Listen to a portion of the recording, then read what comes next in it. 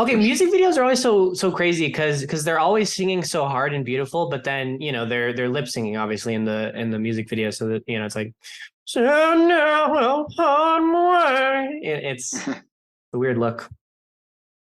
Music videos are so weird. I'd say music videos might be on the same level of art as improv in terms of being weird but epic, if you know Yeah, what I mean. they're super weird. But it's like kind of like a normie weird in a weird way, you know? And we are yeah, Yeah, like it totally. yeah, it's like it's a very acceptable way to be weird, but it's like it's just straight up weird, right? There's no Normies like to get weird when there's music involved. Music That's a truth music right there. You're spitting. isn't that true? Music Normies allows like to normies to be weird. yeah. I'm gonna use this as the opener. No, no, use the other one first. It's too late.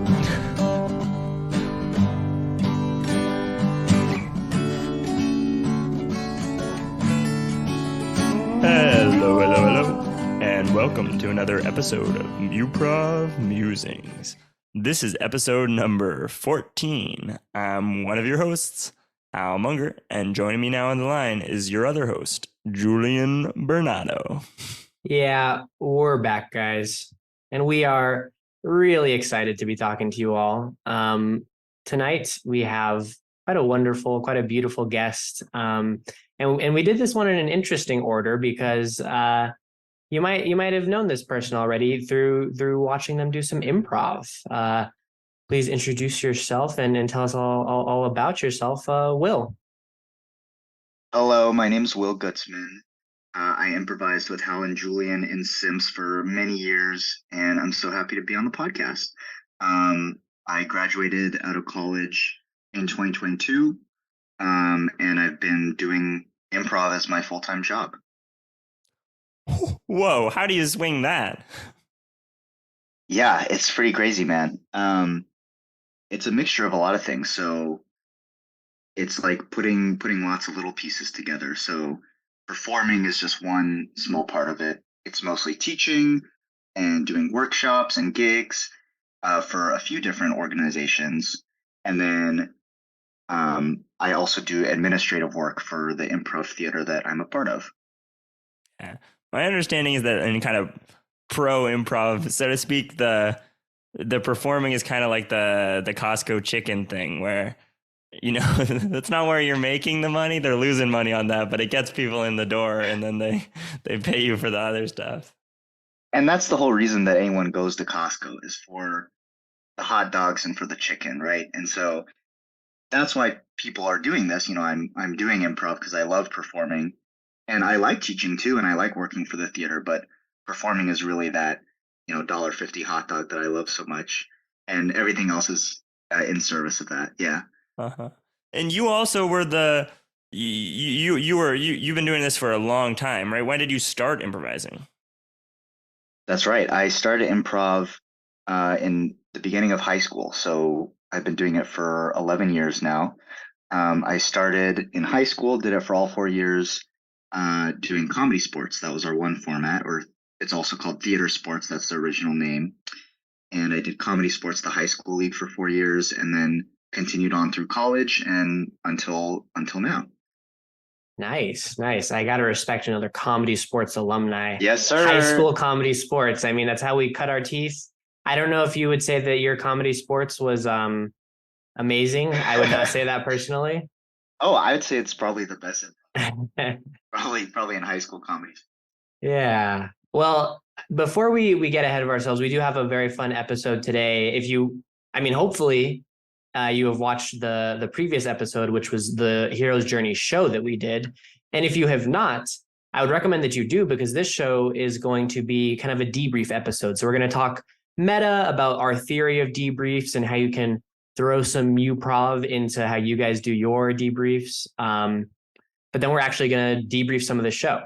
And then we're going to say farewell to the Hero's Journey format. It's been a fun time, a good 10 episodes. But now we're on to new waters. We're going to take a little break with some, skill episodes, and then we're going to dive into our next big adventure. And we learned a lot of things on the hero's journey as podcasters, okay? And the one thing that we got to tell you right now is if you're listening to this, share this with your friends, please. Post it on your feed. Send it on Facebook to the improv group that you're a part of. Maybe even go to the app that you're listening to it on and write a review. It doesn't Write have a to review. even, it could be a love letter to, you know, the hosts. It could be a goofy bunch of exclamation points, but yeah, and maybe helps. rate us if that service that you listen on gives you that ability. Yeah, we're gonna give us an honest rating. Yeah, we're gonna do this no matter what the audience level is, but we might as well try to see if we can get some people to listen. In any case, debrief, yo. Debrief. So how important? This is how I think I want to start the meta about debrief, which is how important do you guys find the debriefs that we do in improv and more generally? Do you feel like it's a very important thing?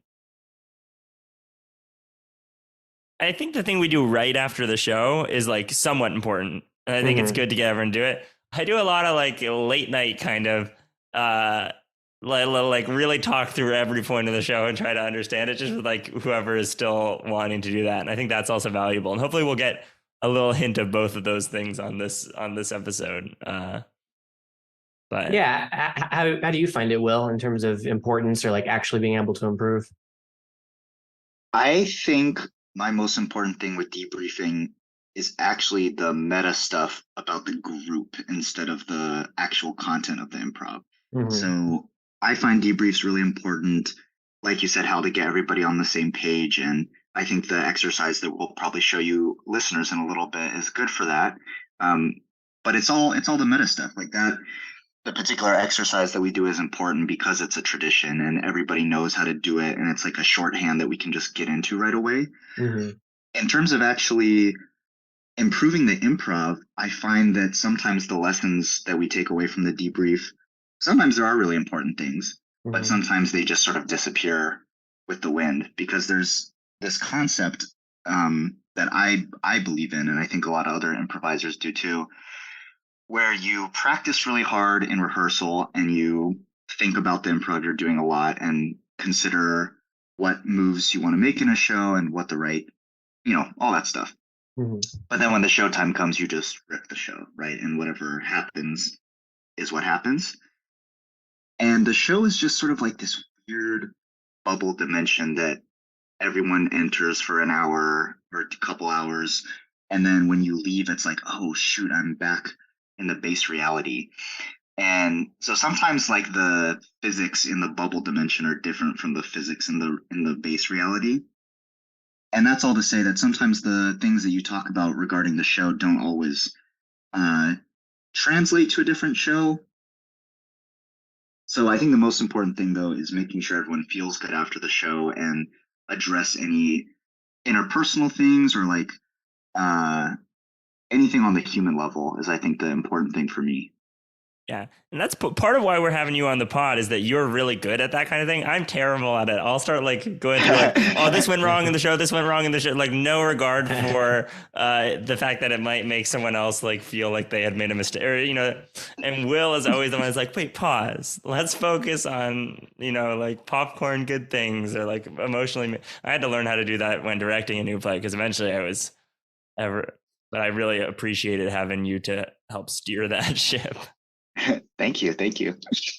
Let's nuts and bolts it a little bit in terms of like what we do in the debrief. So we're going to do what we're about to say in a little bit, but throughout most of our time debriefing, I think we've talked about this maybe a couple times in the past, but this is the debrief episode, so we'll recap. We go around in a circle after the show, all the cast members, and we say 3 different things. The first thing that we say, the order can really be whatever, but the 3 things are something that you felt good about that you did in the show, something you want to work on for next time, and And there's some, I think let's talk about the wording of this final one, because I think that there's some debate and even maybe some difference in how we feel about how we should phrase this third one. How I would phrase it is like a thank you to another cast member for, you know, something they did in the show. I would agree with that phrasing.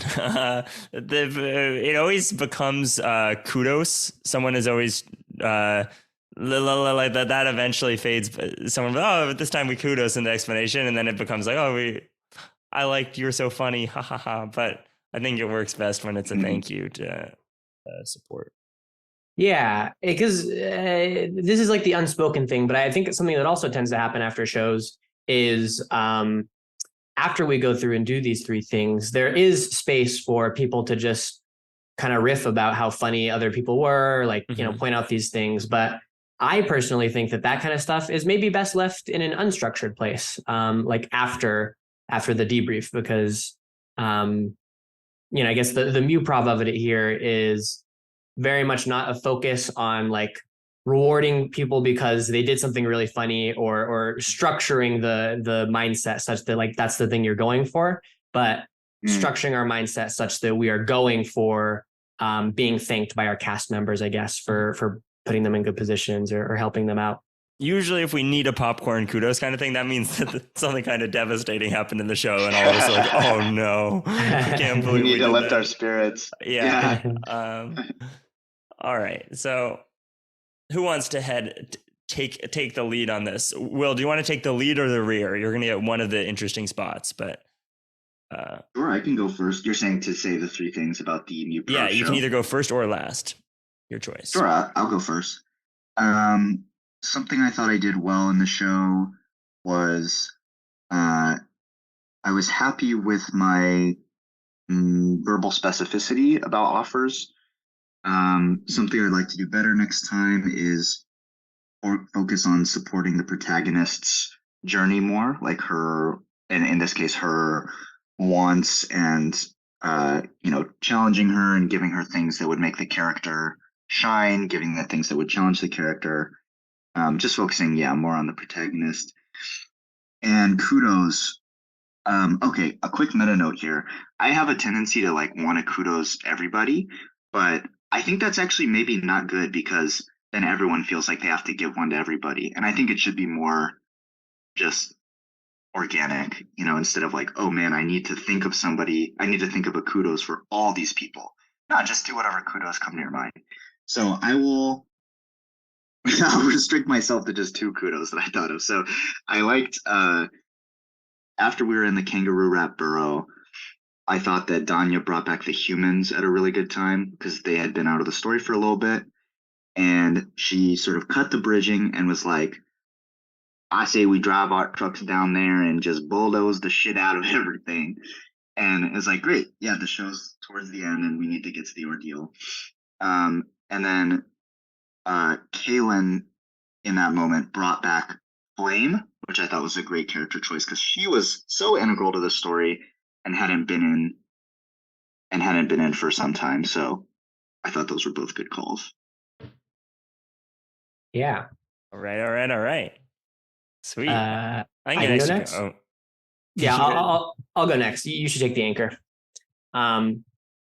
So something I felt good about in this show was like just getting up there sometimes. I think there was some space where, you know, just somebody needed to get up there. And I felt good about just being a body on the stage, the virtual stage. Something that I want to work on is really like being in the scenes.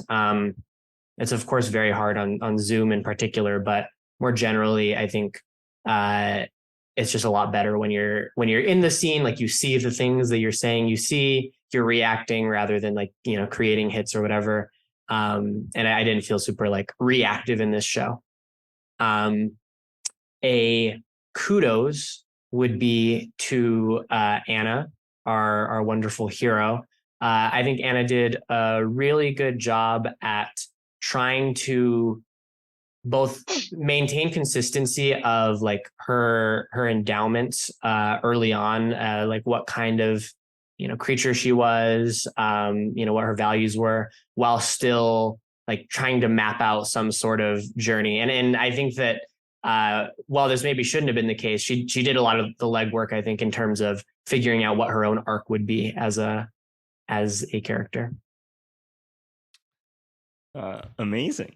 And for myself, one thing that I thought that I did the best in the show is the off the court stuff. I did a lot of good off the court improv, which is for those listening, concept of like stuff that happens outside of the show. I did a lot of wrangling, texting, and trying to get everybody together into the same place, which the show almost did not happen, but we managed to get people there. And then I also did some editing at the end. We just want to be open with that. Just say it. The original show that we did ran quite long, and I shaved it down, so I was able to help in those two ways. But the flip side of that is that for next time, I think I want to work a little more on my on the court improv. I was very in my head during the show, which I almost usually like. I just don't think of anything else during a show, and it's the only time where my brain just totally turns off.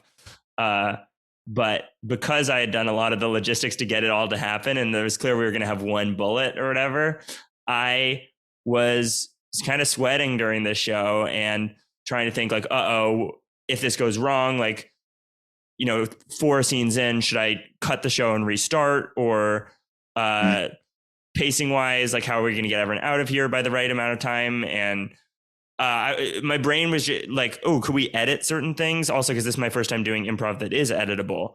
I was like, all right, if we never mention that thing that was said again, I can't communicate this to other people, but like I could just shave so that kind of stuff was going on in my head.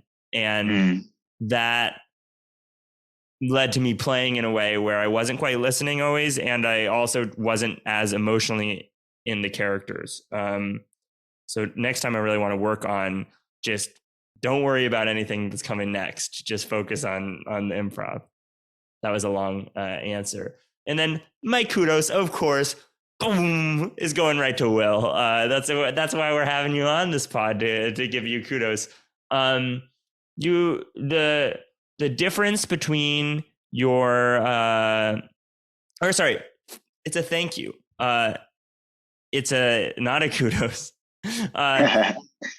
I really appreciated the commitment that you were bringing to both the lead character and especially the mother. Like that just took it to this kind of magical dimension. And hearing that voice, there was a lot of times also where you were taking over some of the narrations, and it focused the energy the way you were saying things so directly and efficiently. And I was especially off my game. So whenever it went to you and I felt like you were very on your game, and it was making me feel more comfortable and more in the world.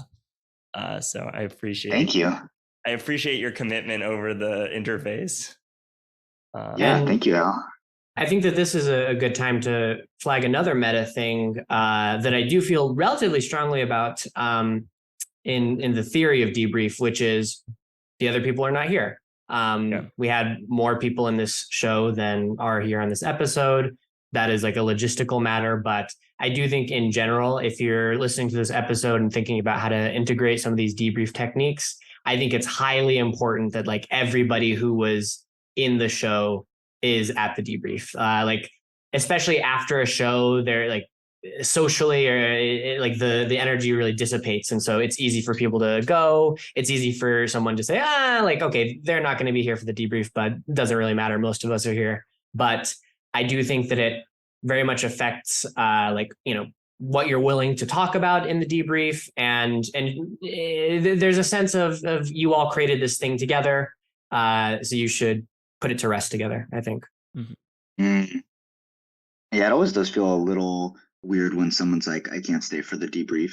And you always understand because it's like, I have a test I have to study for or whatever. But yeah, it's just that always sort of pings me a little bit. I'm like, oh, okay, see you later. Yeah. Okay. But one thing that we often do right after saying those things is like check in. Did anyone have anything that made them feel kind of bad during the show, or like where they were like how are people feeling? Just checking in, or what's something that we could do to support you in the future? And Any of you guys had a feeling like that, or something that was rubbing you there, or any sort of miscommunication where you're like, wait, let's check in. What was your understanding? What was my understanding? Yeah. I mean, in general, I think that like a lot of the kind of meta stuff dripped into that show. And my initial reaction as I am saying this now is like, it's a meta though. It doesn't really matter. But I think that is probably a really good lesson though, is I fell off my game in this show, probably for a lot of meta reasons, just of doing it on Zoom, again, wrangling people, trying to get people out on time. I was thinking about all these things as well during the show. And so I guess collectively as Muprov Musings, but more generally, like for anybody who finds themselves in this position, I think it is a really good idea to try to separate yourself from the meta as much as possible before performing. Mm-hmm. Yeah. So for the editing context, Zoom has some lag. If you've improvised on Zoom before, there are often a moment where, either two people speak at the same time or just there's dead time in between the speech. And I went through and just got rid of all of the literal empty space in our show. We were very slow. People were taking a long time between lines. There were a lot of moments where the volleyball was sort of in between people. And the original show was like an hour and 30 minutes. And I got it down to an hour, removing almost no like actual words. Like there were 2 scenes that were, or like little sort of snippets of scenes that needed because I was trying to get it down to a reasonable amount of time. But so it had been hard to get a time that everyone could work, and we ran over that time. So by the end, we were kind of panicking, and you can tell that in the end of the show. Like the final battle is like, zoop, they're dead, and then it's like, goodbye, everyone. So that kind of meta thing is a good thing to acknowledge. Wait, did you cut out the scene where the kangaroo rats were playing Wii Sports Resort together in the town square? Dude, what the heck? That was my best space object work ever. I know the Wii Sport. I could see the Wii Remote with the Wii Motion Plus accessory. Exactly. I could literally see it. The one real gem that I actually cut out was Will did a Julian as the owl was talking. He's like, I can see it now. And he flashed back to what the jungle was like when it was full. Oh, yeah. And Will did this amazing narration of like talking about heliopods and like all these creatures that were walking around. And it sounded wonderful. And then the bugs just said absolutely nothing. They were just like, and it took up like 2 to 3 minutes with no content that was at all relevant. And then someone just cut back to the normal reality. So I was trying to save time on that. But that's fair. And I'm super interested in edited improv in general, because with a video, you can't edit unless you have multiple cameras. Right. But I think obviously improv, some people might think that that's sort of messing up the purity of it, but it's hard to convey a recorded version of improv as something that's as cool as a live. And I think that editing is something that can kind of balance that out of like, if you hear it live, it's awesome. Once you're listening to the recording, it's nice to have some of the fluff taken out. Yeah, because the medium by which you consume the art is so much the most important thing, right? You guys may have heard the medium is the message, which I think I agree with in a lot of cases. And yeah, totally. When you're listening to something recorded, you're expecting that it's going to be like curated, right? You're like, okay, they had time to produce this and put it on a digital platform. It must be perfect. People might not be thinking that consciously, but it's sort of the expectation we have nowadays, I think. You can think of a lot of digital media that portrays imperfect things as perfect. But like you said, how watching a live show, your brain kind of does the editing, kind of edits out those weird scenes and downtime moments, and you just forget about them, to be honest. So I sort of buy your argument that editing may actually bring improv closer to the live version. That's pretty interesting. Yeah. And that seated thing is really important of like, with the new plays, we were really like in a new play night 2, the beginning is very slow. I think a lot of people, if you watch the video, you just kind of stop before you get to the crazy part. But once you're sitting in a seat, you can really do the Muprov thing where if you have some awesome climax where everyone's like, oh my God, that was crazy. They don't remember, like, it makes up for having a slower start. Yeah. Yeah, once you're there. Before we like veer too much into, because I do think there's a lot more debrief theory that is interesting to talk about, and I have more questions. Yes. But let's focus a little bit more on the show just for now to get out any other thoughts that we had about how we played in it and generally like yeah, I guess it's kind of fake here to say like looking towards the future because probably this exact cast won't do a show again. But yeah, like get out the actual content of this debrief in its entirety. Julian, you and I actually, I think, had a meta level understanding of the world like conflict that was going on throughout the whole show. And I think that was part of what was making it a little wacky. I don't know if you noticed this. What do you mean by that? I think you were very humans pilled. Early on, you endowed the smokestack, and I think you were intending that to be the people, right? I forget the order of it. I at a certain point wanted to endow people. Yeah. There were a lot of like when I listened to the recording, there were all these moments where Julian was like hinting at like people. I think the smokestack was towards that. I didn't realize that while it was happening. And then obviously you endowed the actual people and they did a scene. And then you kept on like being like, oh, what's going on with those coyotes? And you have a brother, like, and bringing it back to the people and really focusing on them. And then I was super in my head about the sort of magical side of the show, which I think both me and Kaylin were kind of like this paw prints disappearing, like these coals are cold. Like it feels like there's some, and people, I think twice in the show mentioned that there was something called the spirit of the desert. I think both of those things were running parallel in the show of like, obviously we see a scene of the humans, we have them. But also there's this kind of spirit of the desert thing. And I actually, one of the references was in that heliopod scene. So I think those two things were running. They never quite. Yeah.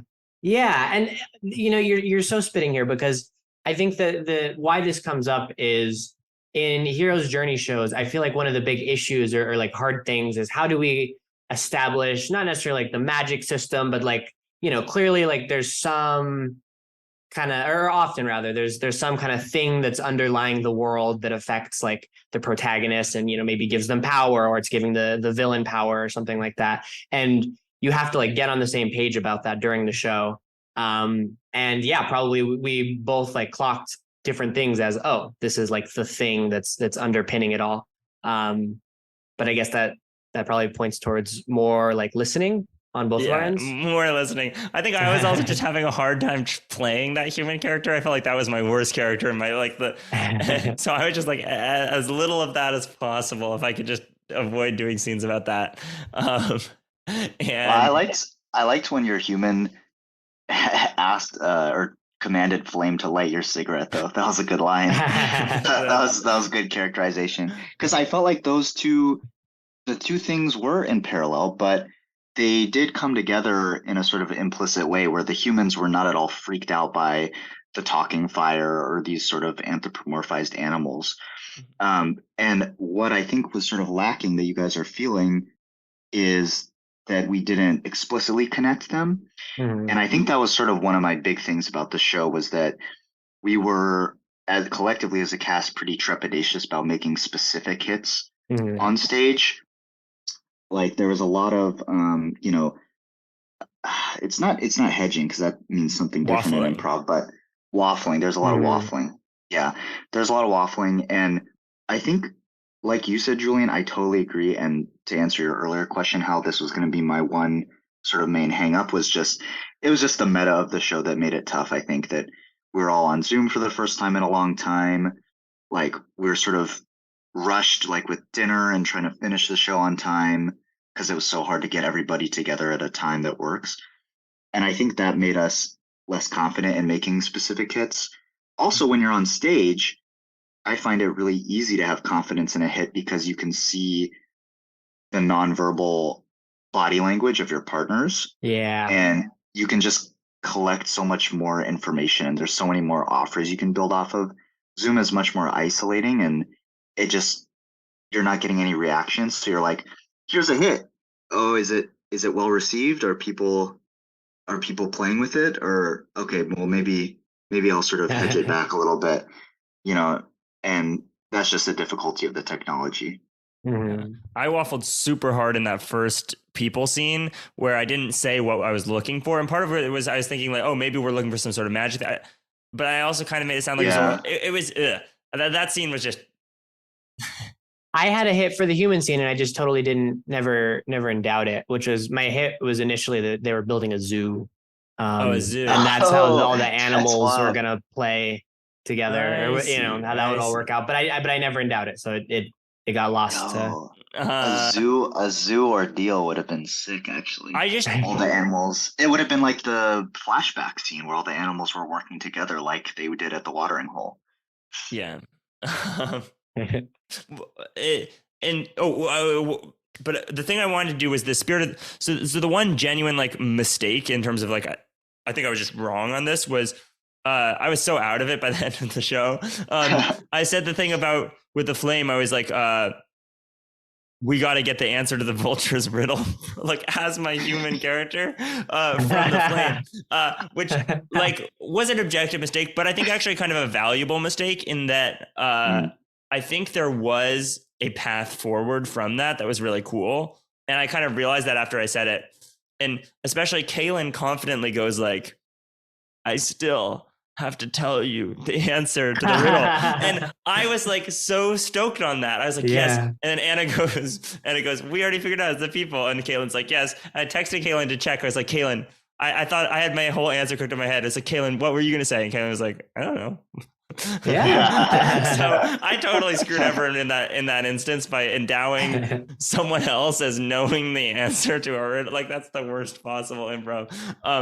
But I think that there was maybe a way out even after that, which is either the spirit of the desert thing or this greed thing that had been hit on by the owls a lot of like the thing that's destructive that we're serving is greed. Like the spirit of the desert is greed, and it's this thing that comes through and wipes things out, and whether it's humans or hyenas or whatever. And then that could have been used as a way to defeat the humans. You know what I mean? Like once you realize the secret, like, oh, we have to not be greedy. Then for some reason, you trap the humans by that kind of thing. That being said, the chance of coming up with all that on the spot is pretty low. And endowing someone else as having an idea that you had, or that's not good improv. But I'll throw in maybe I slightly disagree in the sense of like it really just comes down to ensemble in my opinion, right? And like for example, I think there are some people that we've played with throughout the years who would really relish, like maybe even you, Hal. I feel like if I threw that at you, like, okay, you have to say the secret that ties together the whole show right in the final scene, I would kind of assume you might have some fun with that, or you might be able to do something. So I think it's hard to say like, whether a certain hit is like generally good or generally bad, but yeah, just person by person, I guess. That's true. I think that for me to do that to someone else, right? is a little troll. And I think that it's awesome how Kaylin and Anna actually handled it, because they just said this thing that didn't really make sense and then moved on. And that was an efficient, like, just be obvious, be average, don't sweat it, try to do some like cooked up thing, just power through and keep the emotional tone there. And that was awesome. Yeah. I think it would also, we can kind of stay in, I think right now we're in a pretty constructive mode, but it would also be fun to do the like delightful things that we noticed in the show. And just fun moments if people don't have more like kind of pressing constructive thoughts. I'll say one more constructive thought, and then I have some delightful things too.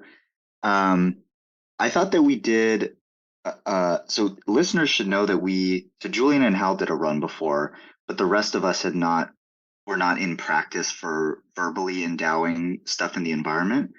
And I thought that we did pretty good job considering that meta fact, but definitely that was difficult. I think not knowing exactly where or when things were sometimes.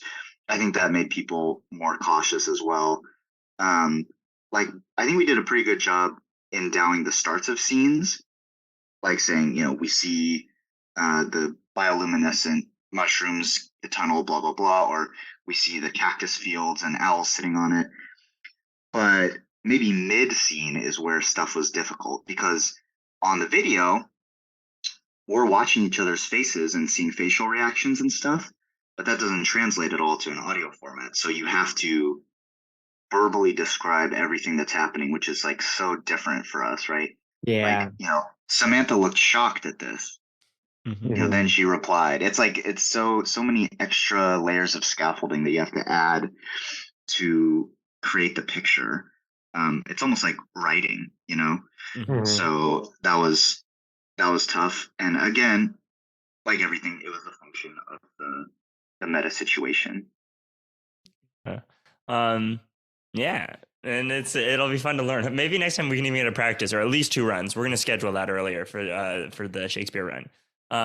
My little things. Shakespeare, let's go. There were some little listening errors at the end. I edited some of them out, but we were confused about how many coyotes we had and where we were. And people were on different pages about who knew where the watering hole was, or even there were 2 watering. Like there was some chaos and mess at the end once all of us were kind of looking at the clock and nervous. And some of it I was able to clean up, but yeah, just listening ears on. And then the big thing, and I think this is the true thing for if we were doing a real debrief and we were doing a run of shows, we have a show tomorrow night, was this show was too slow, right? Or obviously we were able to condense it down, but like the energy in it was lower. It was patient. There wasn't very little like humor or like there were a couple moments of like big excitement, but I think that the next night we would do like a lot of big warm-ups and like energy warm-ups. Yeah, totally. up the energy and yeah, just whoop, whoop, whoop, whoop, quick. I think it's fun that we have the run too, where we were kind of in the opposite mode, where it's like this show was way too goofy in some ways. So the viewers can listen to the both of them and see that either extreme as possible. But this is about as like serious. Not obviously it's not, but as about as like this was a pretty it was a tender and magical vibe rather than a raucous or yeah. I get what you're saying. Yeah, it shouldn't be less goofy than this, or maybe goofy isn't the right word. I think we're struggling to converge on the right word. I think that energy is the key thing. Like it was so like more. We should have a lower energy show than shouldn't this. have a lower energy show than this. That's what I would say. But some delightful stuff. Yeah. Okay, Julian, there was some really funny shit that you were doing at the end when you came in as the Wildlife Foundation person. Oh, the interaction with humans was so funny. You were like, "Yeah, you've got permission to just bulldoze everything," and thanks for your donation. We appreciate your donation. And the humans, like Hal, you and Danya, were so funny, so laughably evil. Where you're just like, "Oh, I'm gonna enjoy euthanizing all these coyotes." It's like, why are you so evil? Danya's like phrasing on the lines was making me crack really hard. Which there's a lot of the I'm gonna bulldoze the shit out of that. That kind of. Yeah. Well, that line was so funny. Yeah, there were a couple other things that she said. There's one time where her voice did a weird thing where she was like, "Let's kill those coyotes." Bro. Okay, the moment of Anna being thrown into the fire was so sick, and in flame like protecting. That was I don't even know who really contributed to that in any way, but that was super sick. I was like, what's going to happen here? I mean, yeah, it just didn't know what was going to happen, and something funny happened, or epic or cool or whatever. Same with both of the. Also, when the fire broke out in the forest, that was super cool and exciting. Kangaroo Rat Land. Oh, when we first got to Kangaroo Rat Land and we were spitting. We were just having a little fun. It was clearly like, Kangaroo New York or something. The vendors. Will had this line. I was like, "Who are you calling a charlatan?" And Will goes, "You, Bobby, you." Your two competing vendors for the bark was so funny. Where it's like his bark is so wet and soggy, and it's like his bark's so dry it'll stab your mouth. That was really funny. Oh, also, I would kudos the whole squad did really well when we met Lee's Kangaroo Rat family. So many people came on playing multiple characters and doing distinct voices, which is obviously super necessary for this, that it made the family feel really big, as a big rodent family would. Like, right? Rodents have lots of they have a big litter, so, or whatever you call it. So that was a really cool thing that everybody did. Yeah. The Flame was just an awesome character. It was such a Kaylin character. Yeah, that's so Kaylin, and in the best way, to come on as the fucking Flame. I loved it. It added like the magic to the show in a very interesting way. And yeah, it made it less generic. I love improv when it's super specific, and that was like one of the most specific things about the show. Yeah. My favorite line from the show is Julian's, "Sister, we are here in the cage, and you tell me we want to eat there or whatever." You tell me. Oh my god, dude! Sylvester was so troll when he came in the cage. You're like, I'm who stays up late enough to eat the late night scraps. And you're saying that, and then what else was it? Like also the push-ups. He was talking about his rock. He was like, yeah, you're like, wait. The rock where I did push-ups on, and the old place where the kids hung out is all gone. You were on some weird. Sylvester was delirious. But you also did a good job of reacting in character and like being like, what? Like when she tells you about the Kangaroo Rat City, you're like, oh my gosh, like it's a buffet, like. You weren't just being a goofball. You were also staying in character, and you were like you said, oh yeah, you still don't want to eat meat and be a normal coyote. That was good. Yeah, if we had the time to kind of arc out that show, that would have set up also some crazy, like, if they had to run and hide there, like she has to protect her pack, but she's leading them right to the rodents, and like, what's going to happen? No, don't eat them. Wait, where do you know so potential there.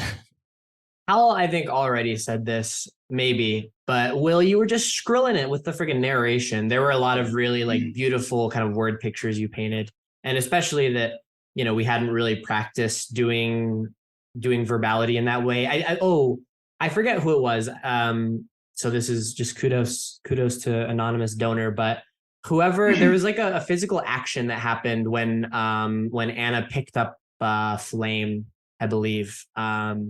And someone like described that, and that was very helpful. Of like physically, like what's happening in the scene right now, because I'm imagining a coyote and a flame. I think the most beautiful description was the one where Will zoomed in from the sky, and he's like, "It's all dark." Well, not quite. There's one, or like however you phrased it, it was nice. It was crisp, and you could see the coyote from far away walking along. Thank you. I was so proud of that one, actually. So I'm really glad you said that one. I'll pass it back to you, though. You did a great one when we were going through the glowing shrooms burrow.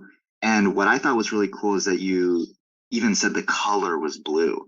Because I was like, oh, yeah, you could talk about the color of a place. Like we almost never do that in improv. So I was like, oh, that's really specific, which is what I thought. The show was great when it was specific and could have used more specificity. So that was a good one. That made both Julian and I laugh. I think for the same reason. We had one really troll show in a super scene. Oh no, what are you laughing about? Different reason. What are you laughing about? You're talking about the Orange World. What were you thinking, I Jordan? was thinking it's funny that you had this realization that you could talk about color, and you can say why that's funny if you want to, but I don't want to, violate anything. No. I was literally thinking that. I was actually gonna make a joke about it. It's because for the listeners, I'm colorblind, so I don't color doesn't register as important to me maybe as it does for some other people. But I was like, oh yeah, the shrooms are blue. Cool. And why did you Um, start laughing, Hal? Oh, just because the only time I could think of that we had done color in this show was we had one kind of troll sci-fi show where the concept was that there had been a apocalyptic oranging, where everything in the world had turned orange. It was basically the same as people not being able to see anything because everyone was walking around kind of like feeling things, and that was such a funny world.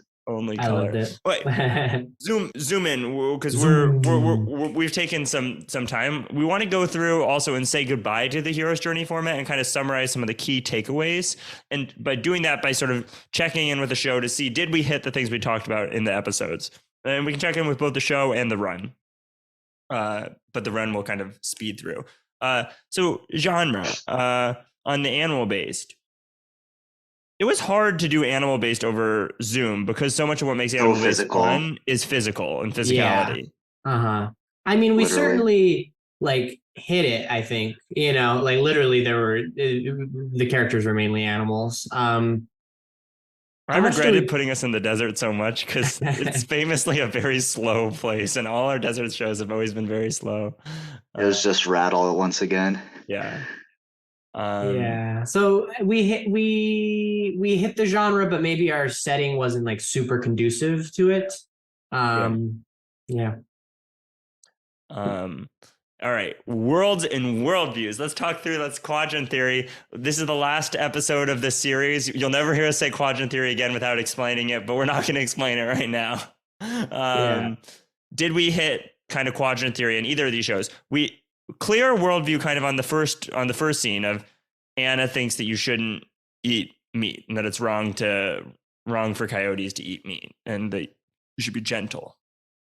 And I think there was a kind of clear quadrant theory thing that was a delayed thing. And part of it was that we had a really delayed threshold crossing. But if we'd spent longer in Rat World, this is a world where having that worldview really would fit in. They all eat stuff. And then her strength protects them and she kind of gets the other side of the worldview and then comes home, sort of. That's not what happened.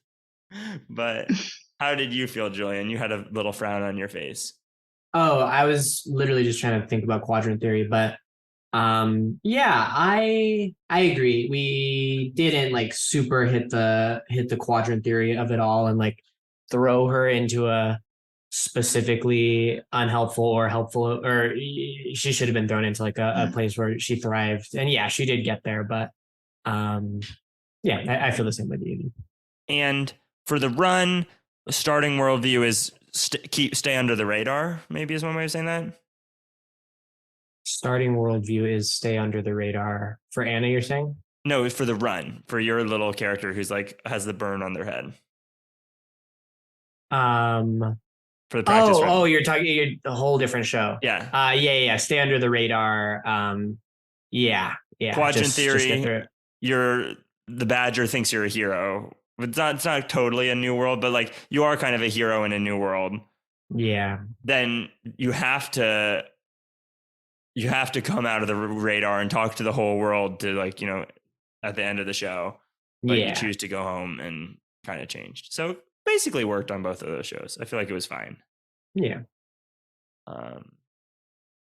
Thresholds. This is the biggest miss of we had such a delayed threshold crossing.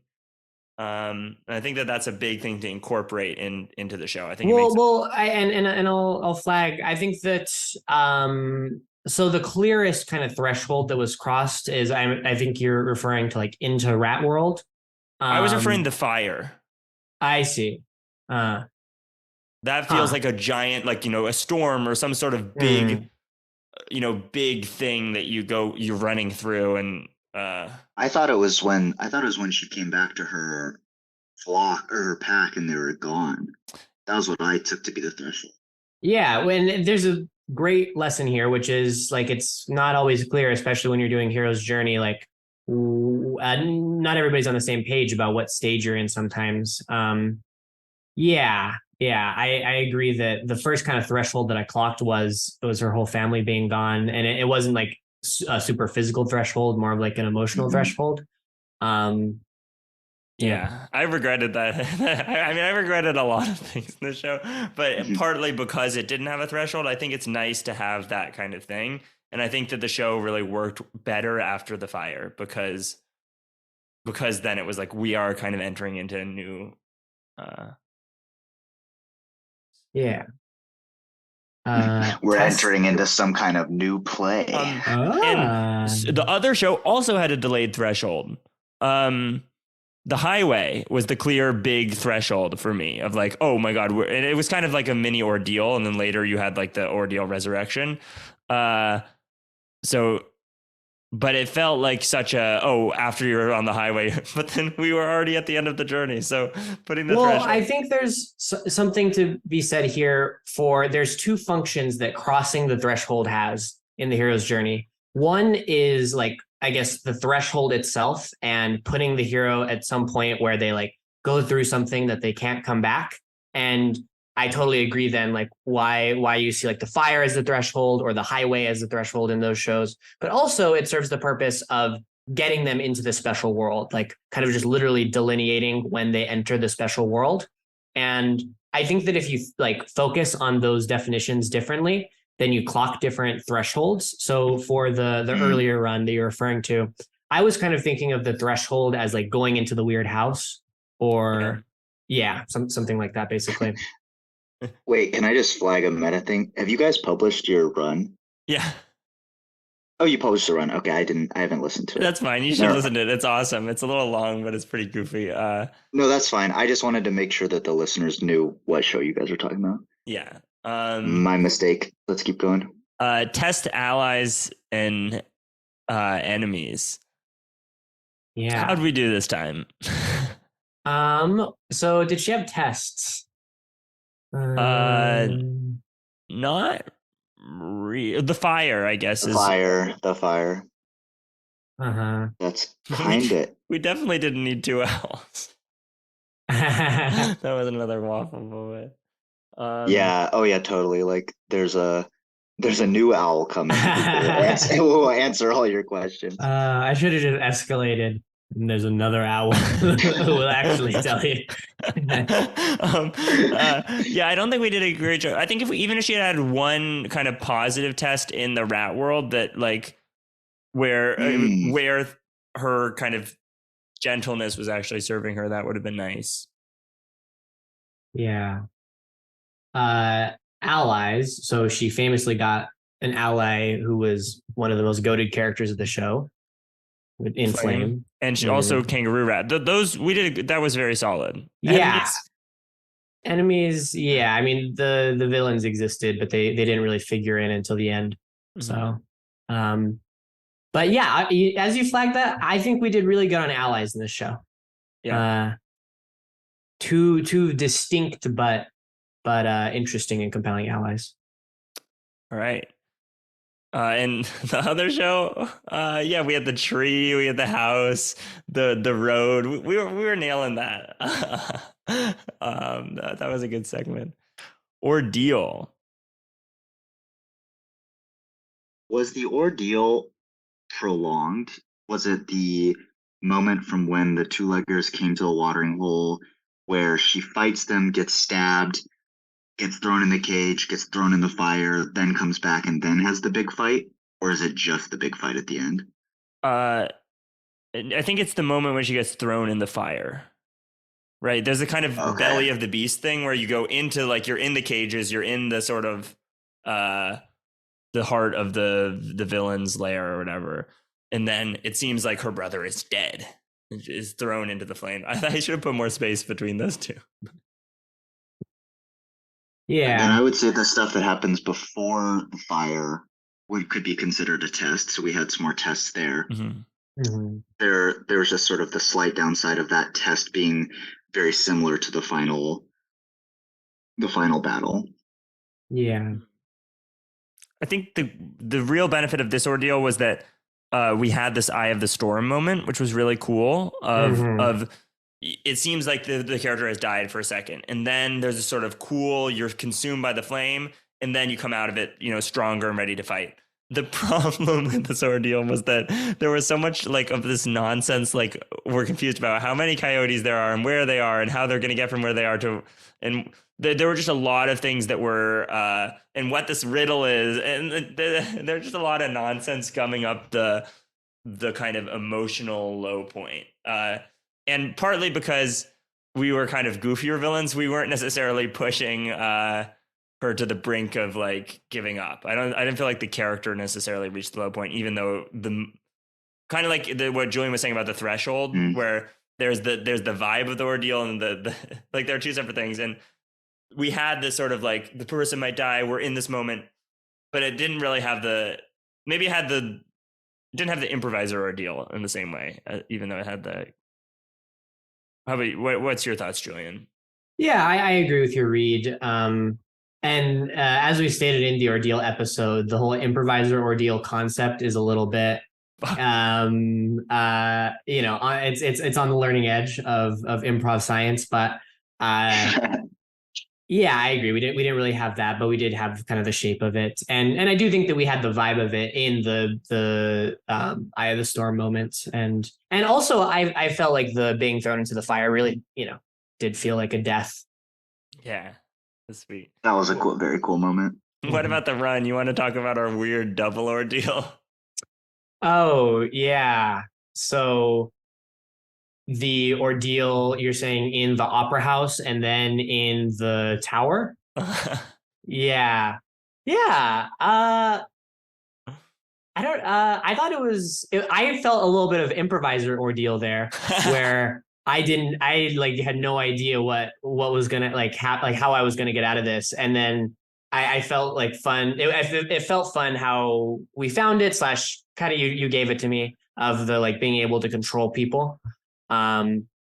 Oh yeah, we had two improviser ordeals actually, because first there was this moment of like, we had just done this screwed up thing where the army had left, and then there was a sudden moment of like, oh my god, this is actually going to come together in this power. So there was that kind of moment of discovery. But then I thought what you were saying was there was this amazing moment where I kind of was like, you can say what you want into the megaphone, and you took the megaphone and you were like, I'm gonna, and I was having like a little like, I have no idea what Julian is going to say right now. And it was exciting of this like extremely tense, like what is his character going to do? And that kind of felt like, in some ways, and maybe an ordeal is the wrong word for that, but that really felt like a something moment of like, oh my God, they're. Yeah, it was the Schrodinger's improv, you don't, you have to collapse the wave function to actually find out what it is. Yeah, I mean, and those are all of the kind of checklist items that we had about if we hit the different things. But to wrap Will in a little bit more and to kind of round it out, what do we feel like we've learned over doing this hero's journey? Like literally the run we did, but also the episodes that we've done, and also like Will, as someone who is maybe newest to hero's journey out of a lot of people, what do you feel like you've learned as part of the format? For context, Will had never done the hero's journey before they're coming on the show. I guess we had also thrown him into the fire one time at a gig, but he had graduated when we did this format, so he kind of learned it from us talking to him and hearing some of the podcasts. So what's your vibe on it? Do you feel like you get it now? Yeah, I think I do. And yes, it's true. I wasn't there for any of the practices, but I'm friends with you guys, so I heard about how practices were going and read your document, Julian, about how the format, your primer on the hero's journey. And yeah, what do I think I learned from this? Something I think the hero's journey taught me is that having some structure actually allows you to have more freedom in a lot of ways. And having the different steps along the way, for me, I didn't really have them at the forefront explicitly in my brain while we were doing the show. They were just sort of in the background, and I had thought about them beforehand. And then when the show came, I just did whatever felt instinctually right. And I think that's a pretty good way to go about an improv format. Ideally, you'd have more practice at it than I did. You would just like practice it a bunch and get those steps sort of ingrained in your muscle memory. And then when the show comes, you don't have to think about them. But having those steps in your background is really helpful because then your infinite options that you have available to you get narrowed down a little bit. And the circle of possibilities that you have to do in the next scene is you have a little bit of creative restriction actually helps with your freedom, paradoxically. Yeah. How about you, Julian? Did anything change as we went through this in the podcast from your original? Like, you now have done the show. You've run the show as a director. You've done it on the podcast, and you're about to direct it a second time. What's your biggest takeaway from all of this? So I guess my biggest takeaway from this most recent run of doing the podcast and returning to the hero's journey, I think, and this is something I haven't talked to really anybody about. So, but is I am quite inspired actually by the audio restriction that we had, and it keyed me into the idea that we can try harder on an actual stage to evoke some of the kind of spectacle that you are allowed to do through like talking. So, having this moment of zooming in and seeing the coyote or, the great walls and all that. I think that really plays into what I want to achieve with the hero's journey is, make it feel like an epic, special, magical quest. So I want to integrate that. Obviously, you and I talked a lot about quadrant theory, and that was not something that was at the forefront of my mind when I was initially running Hero's Journey in person. And I also think that between when I started running Hero's Journey and now, we've talked a lot, and my thoughts have developed a lot on the role of the ordeal in the show, and I think it is a super powerful but kind of lightning in a bottle kind of thing where it might shock you. Yeah, that's awesome. Yeah, my big the things that kind of condensed and that I think I'll take with me from this format into other formats are thresholds. I felt like this time I really realized these are very important things, and because we had these kind of weird delayed thresholds, you can put that into a lot of other shows. And it kind of, they're similar to the ordeal of like, you can even have threshold and ordeal at the same time, but like that kind of big crossing moment where there's all this chaos, like that level of, and really maybe what this comes down to is texture, which was that same episode with Kaylin. I've been more texture pilled, especially because our show was so textureful.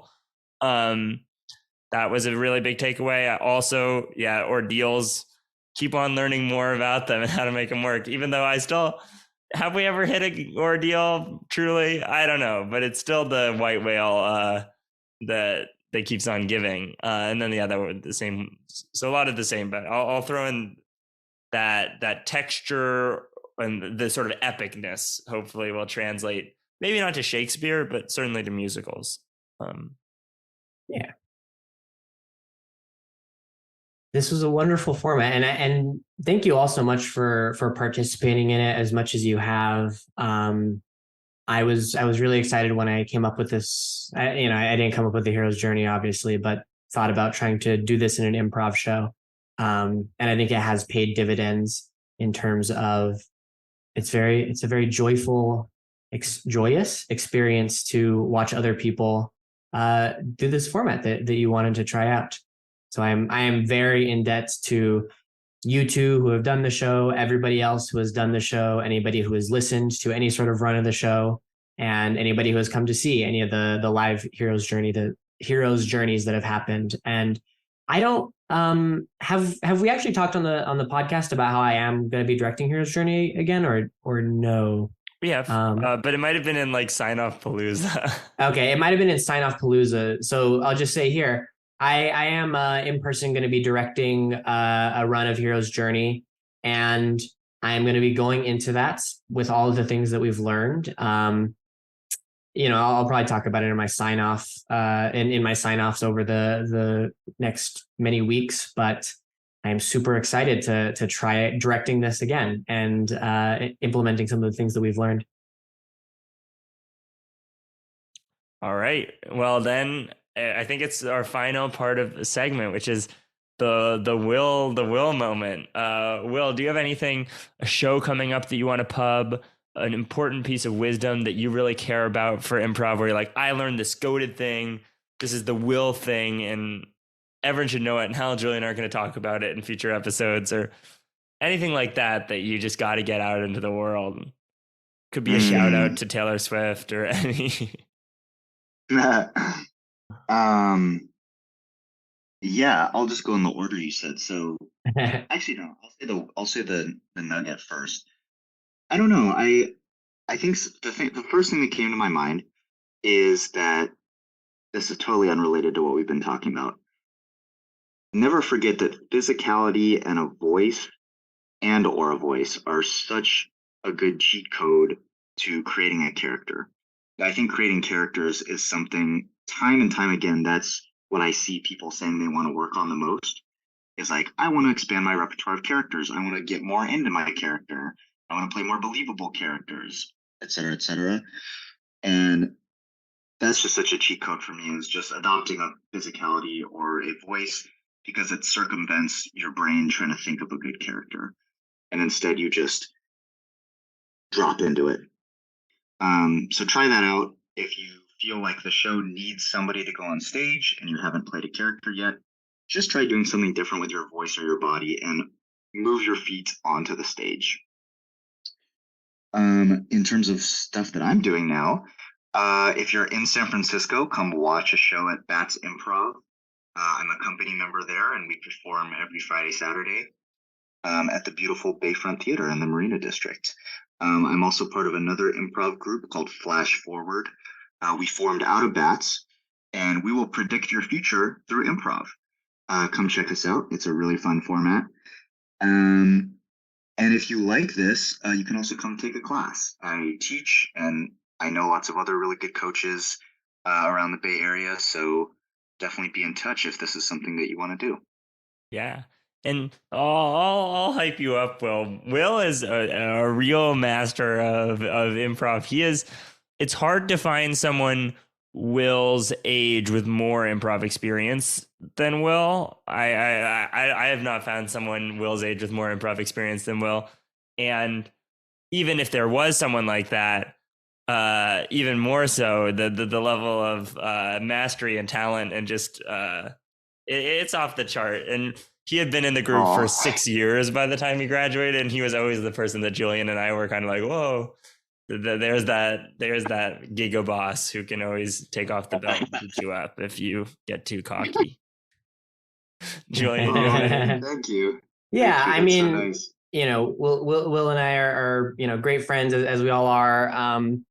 But yeah, our relationship started as you being an older figure in an improv group, and one of the things that you inspired in me that I hope we can try to inspire in all of the viewers is that improv really can be a fucking anime grind of trying to become the best and like the coolest and the most powerful. So obviously that's not like exactly the mindset that you should apply to it, but I think that's something that you kind of put me onto, Will, is like wanting to just become really good at improv. Yeah. And if you're it motivates listening, you, let it motivate you. Yeah. If it motivates you, let it motivate you. And if you're listening to this, there's a good chance you're at least somewhat interested in getting good at improv. So my recommendation that I built with Will is try to think about the literal meta of your improv group as a story, as a hero's journey, and think about the big tests that you might face, what allies you might try to make, and the grand events where you'll show your skills. Right. Unless anyone has anything further to say. Well, if you were, I hope you follow along. Yeah, do this. Yes, please do. Please do. And email us if you do, and we can answer any questions, or I'll talk on the phone. I've got nothing going on. All right. Unless anyone has anything else, this has been Muprov. Musings. So my sign off is I have been looking at our statistics as a podcast. Not a lot of people listen to Muprov Musings at this point, but when future people are investigating to see what this early stuff was like, how did this become the biggest podcast in America when it's about such a new topic? I think they're really going to look back to last week as one pinnacle moment, because we had a sudden blip in listeners for our Hero's Journey, The Run episode. And it was every day I'd log on, there'd be a bunch of new listens. It did the best of any episode since the first one. But all of those listens were coming from Sweden. What? And it lets you zoom in to like see there were 3 different provinces of Sweden. 3 different provinces that were listening. There was Västra Götaland and Spain and I think it was Stockholm. Anyway, they haven't tuned in to listen to the show, and they haven't tuned in to listen to any other episodes besides Hero's Journey, the practice run. But I like to think that, you know, there, who knows, maybe someday. Swedes, we love you. We love you so much. Please keep on listening. Send in a question of the week. And before we say goodbye, I have to say, Doc, you'll get that, Swedes. Can't you see me now? See me now. Can't you see me now? See me now. Like you did that day. Hey. See me now. Stop recording. Or is this the Lights way? down. See me now. Lights slowly Can't fade. you see me now? Can't you see me? Yeah. Okay. See me now. I should thought you cared. All these times they're changing.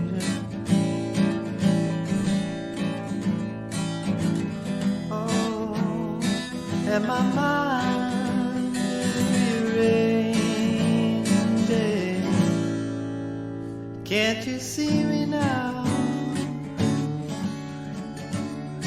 Like you always did. Can't you see me now? I just wanna be with you. When the times they seem so crazy, can't you see me now? Can't you see me now? See me now. Can't you see me now?